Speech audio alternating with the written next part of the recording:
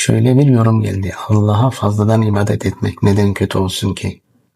Bakın, mesele fazladan ibadet etmek değil. Mesele şu: bir şeye ibadet demeye kim karar veriyor? Allah'ın koymadığı bir şeyi dinin bir parçası haline getirmek kimin hakkı? Eğer Allah öyle bir şeyi emretmemişse onu ibadet diye sunmak çok ciddi bir meseledir. Çünkü din Allah'a aittir. Hüküm koyma yetkisi sadece ondadır. Bugün fazladan sevap diye başlar. Yarın bu da yapılmalıya döner. Sonra da yapmazsan eksiksin denir. İşte din böylece genişler.